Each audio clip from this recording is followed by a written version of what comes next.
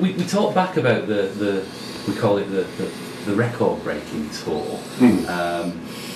Record, is it? Well, it is as far as I can research. Now, I've had a slight sort of altercation with Guinness World Records because I put all this to them before I left. Yeah. Me being me, I left it sort of to the last minute. It was like 10 days before I left.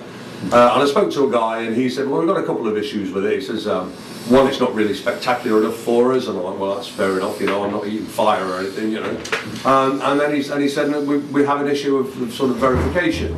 Like, how can we verify each show? We can't send somebody around with you for a year. No. I said, no, you worry, I'll get it verified by the venues and everything. And that's why every day I've had a sticker put on the side of the van which has been signed off by the owners of the venue. So every single one of the shows is on the side of the van with a photo. It's been signed off and everything else. And then so I thought, well, that's cool, that's all verified. So coming towards the end of the tour, I tried to get back in touch with Guinness World Records again. Yeah. And I had my claim number from when I filed the original sort of paperwork, etc. And on there it says that they've sent me an email about the claim. Now I can't find that anywhere on my system. Okay. So I've tried to get in touch with Guinness World Records, and nobody seems to want to get back to me. So so I'll keep trying, but at the moment, as I see it, I've researched it on Google and online, and as far as I can find, nobody's done a consecutive concert tour anywhere near as many days. So. So I'm, until somebody decides to knock me off, I'm saying it's a record. Yeah. I'm struggling to get to grips with the concept that 366 consecutive gigs is not spectacular. It's not spectacular. Yeah. Well, they're obviously not performers. No, but it blows my mind. I think I'd struggle with 36 if I'm honest with you. Anyway, on to the single release. Yeah. Forever in Your Heart. When did that become an idea to do this? Was it, was it something you thought, I'm going to do this from the start, or did it happen halfway along the tour? Or? Well, it was a song. The lyrics of the song came to me a very, very long time ago, and they were sitting there in my mind because I started. When I came up with the idea for the actual tour, I had no idea kind of what form it would take or anything else. And but we decided to do a CD to go with the tour, like a tour CD, which we could sell to raise money for Help for Heroes, which is exactly what we've done. And they were all covers, they were all the standard, the classics and all the rest of it. And then I realised that I had this song, and I went to Steve McGill, who's my writing partner, and we worked, because these lyrics were from a time when my father died at 52, and my father was ex-RAF, and the finest man I ever knew was a wonderful, wonderful working class philosopher, my father, and a Gorbals boy from Glasgow he was. Okay. And I wrote these lyrics about him after he died, and I knew that he would feel kind of the way the lyrics go, and it's a very poignant song. Right. Because of what the tour is about, and people who get injured and killed, etc., etc. And so really we decided to put this one original track on the CD. Why? We didn't really know when it was an album of covers, as it were. Yeah. And then as we got to the end of the tour, we kind of realised that most of the exposure from media would be at the end of the tour anyway. Sure. And so in order to have this one sort of swan song, this last push for Help for Heroes, we decided to release that commercially as a single. Okay. And so we did, and I do believe we made number 2 on the iTunes C&G chart, which whatever that is, I've no idea, but thank you to all who bought it. Yeah, I spotted that, and was then somewhat mystified we didn't get success in the official charts, as you will, but I don't know. I think to be number 1 on any number 2 on any iTunes chart is pretty good going, mate. Isn't it, to be fair? That's very good. Thank you very much. I appreciate that. Thank you. Absolutely awesome, and I'm sure it's all going to add to the figure. Well, it is. I mean, for me, the gratification on that side of it is the fact that if it did make that chart, that means at least that some people have bought the single, and at the end of the day, I've said from day one last April that it's money in the buckets that counts for me on this tour, so that will add to the coffers. Of course, and you can still, of course, download it as well on iTunes. Oh, for sure, it's still available, yes, I enjoy it. And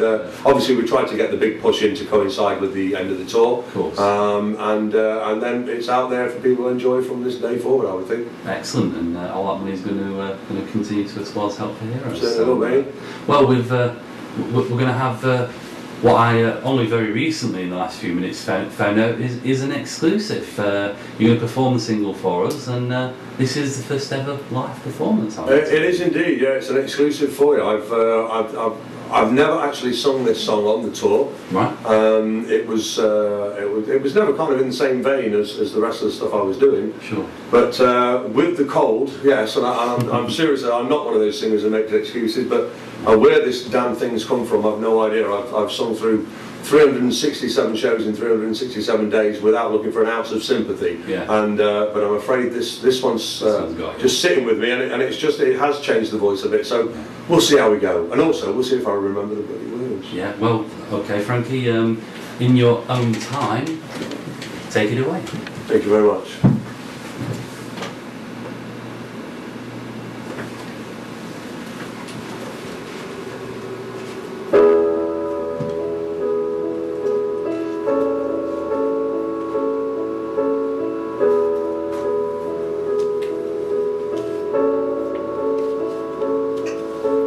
If I could change the day I die, I'd find a way to shield you from the hurt inside. And if one moment I could find to live again, I wonder, would you smile? But only time can wash away the pain now. Don't ever count the days that we're apart. And if you cry, well, cry into the rain now. And be strong with me forever in your heart.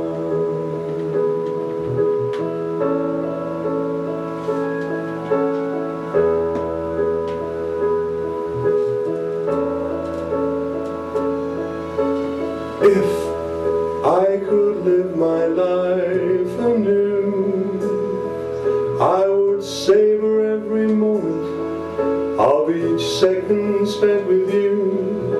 And if a touch could make a life worthwhile, I would simply hold your hand and walk that extra mile. But only time can wash away the pain now. Don't ever count the days that we're apart.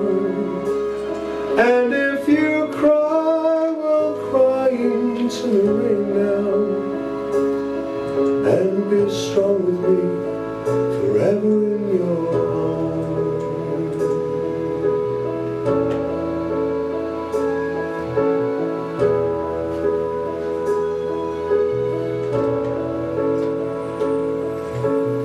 Somewhere all our plans became castles in the sand, washed into the sea. If that's the way it's meant to be, then there's a place inside your heart where we'll never be apart. The memories will always be strong with me, forever in your heart. Forever in your heart. Forever in your heart. Forever in your heart.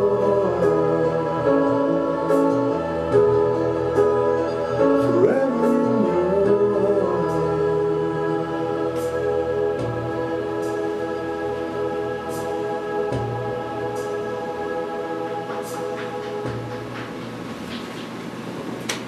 Frankie Martin there with Forever in Your Heart. Frankie, thanks ever so much for taking the time to come in and see us. It's been a pleasure, and if I was wearing a hat, sir, I would remove it. With everything else that you're doing, mate. Brady, the pleasure's all mine, my friend, and thanks for having me here at Sherwood Radio. No problem. We'll see you again soon, I'm sure. Okay, that was Frankie.